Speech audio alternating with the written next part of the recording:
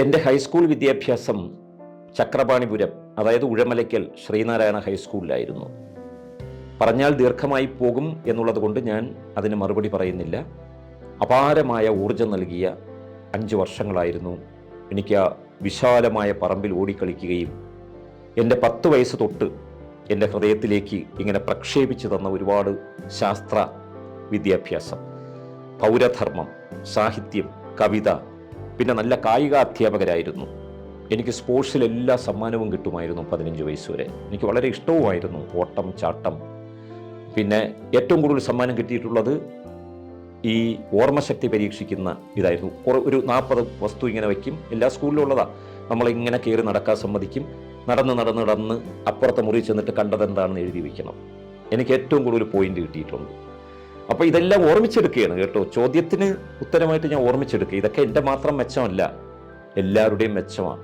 നമ്മൾ ഓരോന്ന് കണ്ട് പരിശീലിച്ചു കഴിഞ്ഞാൽ, നമ്മൾ ഒരു കവിതയിൽ പറഞ്ഞിട്ടുണ്ടല്ലോ, എല്ലാം കരസ്ഥമാക്കുന്നതിന് വേണ്ടിയാണ് ഇത്രയും ദീർഘമായ കൈകൾ ദൈവം തന്നിട്ടുള്ളത് എന്ന് ബാല്യകാലത്ത് പഠിപ്പിച്ചത് വാസ്തവമാണ്.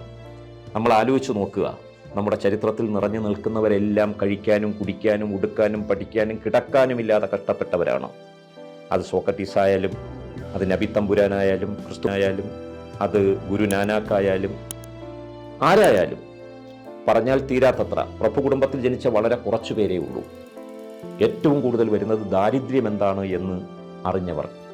ദാരിദ്ര്യം എന്തെന്ന് അറിഞ്ഞവർക്കേ പരക്ലേശമറിയാവൂ എന്ന് പറയുന്നതും നമ്മൾ പഠിച്ചെടുത്ത ഒരു ബാലപാഠമാണ്. ഞാനങ്ങനെ എൻ്റെ SSLC കഴിഞ്ഞതിന് ശേഷം പ്രീ ഡിഗ്രി സെക്കൻഡ് ഗ്രൂപ്പ് എടുത്തു. അച്ഛൻ ആയുർവേദ വൈദ്യനാണ്, അതുകൊണ്ട് എന്നെ ഡോക്ടറാക്കണം. ഒരുപാട് വക്കീലന്മാരുടെ ശാസന കേൾക്കുന്ന ഒരു ഗുമസ്തൻ, വക്കീൽ ഗുമസ്തൻ എന്തിനാഗ്രഹിക്കും? എൻ്റെ മോൻ ജഡ്ജിയാവണം എന്നാഗ്രഹിക്കും. അങ്ങനെ ആഗ്രഹിച്ച ഒരു വക്കീൽ എനിക്ക് സുഹൃത്തായിട്ടുണ്ട്. അദ്ദേഹം വക്കീലാകാൻ കാരണം എന്തെന്ന് ഞാൻ ചോദിച്ചപ്പോൾ പറഞ്ഞു, ഗിരീഷേ, എൻ്റെ അച്ഛനൊരു വക്കീൽ ഗുമസ്തനായിരുന്നു. അങ്ങനെ വക്കീലന്മാരുടെ ആട്ടും തൊഴിയും കേട്ട് അച്ഛനൊരു തീരുമാനമെടുത്തു, എങ്ങനെയെങ്കിലും എൻ്റെ മോനെ ജഡ്ജിയാക്കണം. അങ്ങനെ വക്കീലാക്കിയാലല്ലേ ജഡ്ജിയാകാൻ പറ്റൂ. ഇതേപോലെ എൻ്റെ അച്ഛൻ ആയുർവേദ വൈദ്യനായിരുന്നത് കൊണ്ട് കാലം മാറി വരികയാണ്.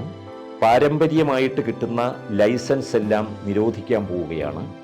ഇനിയുള്ള കുട്ടികൾക്ക് പുതിയ ഗവൺമെൻറ് അംഗീകൃത കോളേജുകളിൽ പഠിച്ചാൽ മാത്രമേ ഡോക്ടർ വൃത്തി ചെയ്യാൻ സാധിക്കുകയുള്ളൂ എന്നറിഞ്ഞുകൊണ്ട് ചേട്ടനെയും എന്നെയും അച്ഛൻ ആയുർവേദ ഡോക്ടറാക്കാൻ ഒരുപാട് ആഗ്രഹിച്ചു. അതിൻ്റെ ഫലമായിട്ട് പ്രീ ഡിഗ്രിക്ക് സെക്കൻഡ് ഗ്രൂപ്പ് എടുത്തു. എൻട്രൻസ് എഴുതാൻ വേണ്ടി തയ്യാറെടുപ്പിച്ചു. പക്ഷെ അപ്പോഴും അച്ഛൻ എന്നെ കൊണ്ടുപോയി തൊഴിയിക്കുന്ന ഒരു ദേവീക്ഷേത്രമാണ് ആറ്റുകാൽ അമ്പലം.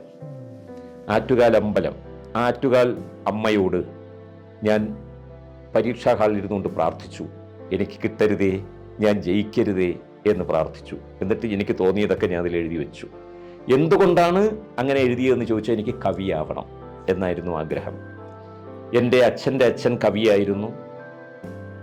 അതെല്ലാ അച്ഛനും അമ്മായിമാരും ഒക്കെ പാടുന്നത് ഞാൻ കേട്ടിട്ടുണ്ട്, അപ്പൂപ്പൻ്റെ വരികൾ. പിന്നെ കുഞ്ഞുനാളിലേ ഞാൻ നേരത്തെ പറഞ്ഞതുപോലെയുള്ള മരുന്ന് പാട്ടുകൾ. ആരാണ് ഈ വാക്കുകൾ കൊണ്ട് ഈ മഹാപ്രപഞ്ചം സൃഷ്ടിക്കുന്നത് എന്ന് ഒരു കുട്ടിയായിരുന്നപ്പോൾ എന്നെ വിസ്മയിപ്പിക്കും രീതിയിൽ എൻ്റെ ബാല്യകാലം വാക് സമർത്ഥമായിരുന്നു, വിജ്ഞാന സമൃദ്ധമായിരുന്നു.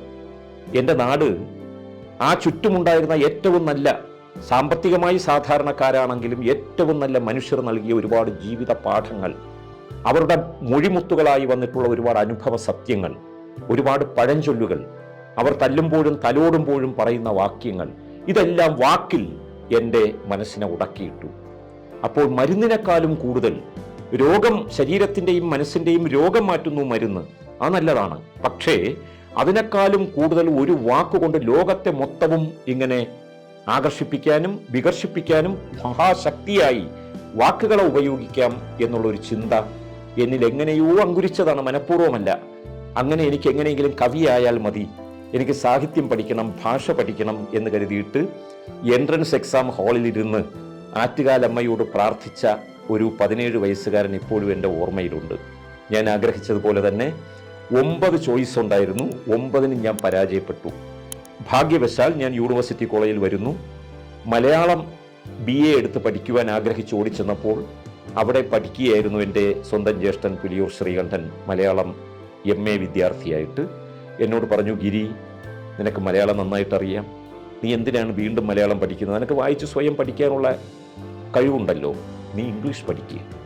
ഇംഗ്ലീഷ് പഠിക്കുന്നതാണ് ലോക സാഹിത്യത്തിലേക്ക് നിന്നെ ഏറ്റവും കൂടുതൽ മിടുക്കനാക്കി മാറ്റും. വേറൊരു ഭാഷയല്ലേടാ, അത് പഠിക്കുക.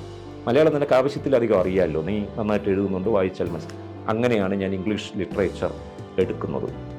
ഇംഗ്ലീഷ് ലിറ്ററേച്ചർ എടുക്കുമ്പോൾ ഒരേ സമയം എനിക്ക് മലയാളത്തിൻ്റെയും ഇംഗ്ലീഷിൻ്റെയും കുത്തൊഴുക്കുണ്ടായി. പക്ഷേ മലയാളത്തിൻ്റെ അതിപ്രസരത്തിൽ ഇംഗ്ലീഷ് ഭാഷയോ ഇംഗ്ലീഷ് സാഹിത്യമോ പലപ്പോഴും എനിക്ക് പൂർണ്ണമായ വാതായനങ്ങൾ തുറന്നു തന്നില്ല എന്നെനിക്കിപ്പോഴും ബോധ്യമുണ്ട്. ആ ഭാഷയിലുള്ള ക്ലാസ് എടുത്ത എല്ലാവരും തന്നെ മലയാള സാഹിത്യത്തിൽ വളരെ നിപുണന്മാരായിരുന്നു. Vishnu Narayanan Namboothiri sir, Narendraprasad sir, GN Panicker sir, പേരെടുത്ത് പറഞ്ഞാൽ അറിയാത്തവരായിട്ട് ഒരുപാട് സാറന്മാരുണ്ടായിരുന്നു. ഒരുപാട് പേര് പറഞ്ഞാൽ അങ്ങനെ ബാലകൃഷ്ണൻ നായർ സാറിനെ പോലെ ഒരുപാട് പേര്, അതൊക്കെ വിദ്യാർത്ഥികൾക്ക് മാത്രമേ അറിയുള്ളൂ. PSO സ്റ്റാലിൻ എന്ന് പറയുന്ന ഒരു സാറ്, ഇവരെല്ലാം നടത്തിയിട്ടുള്ള ഇംഗ്ലീഷിലും മലയാളത്തിലുമുള്ള ക്ലാസ്. ഞാൻ കേവലം ഒരു കുട്ടിയല്ല, ഞാൻ യൗവനാരംഭത്തിൽ നിൽക്കുകയാണ്. അതൊക്കെ എന്നിൽ ഉണ്ടാക്കി തന്ന വിശാലമായൊരു ലോകം. നഗരമധ്യത്തിൽ, ഒരു നഗരത്തിൻ്റെ മധ്യത്തിൽ ഒരു ഗ്രാമത്തിൻ്റെ സുഖം പകർന്നു തന്ന പുലിയൂർ ഗ്രാമം അവിടെ പുനർജനിച്ചതുപോലെ എനിക്ക് തോന്നി. ഇപ്പോഴും യൂണിവേഴ്സിറ്റി കോളേജിൽ പോയി നോക്കുക, ചുറ്റും മഹാഗണിയും മരങ്ങളും കൊണ്ടിങ്ങനെ നിറഞ്ഞു കിടക്കുകയാണ്. ചിലയിടത്തെല്ലാം വെയിലിൻ്റെ തീക്ഷ്ണതയുള്ള ഉണ്ട് എങ്കിലും തണലിൻ്റെ തണുപ്പുള്ള ഇടനാഴികൾ ഇപ്പോഴുമുണ്ട്.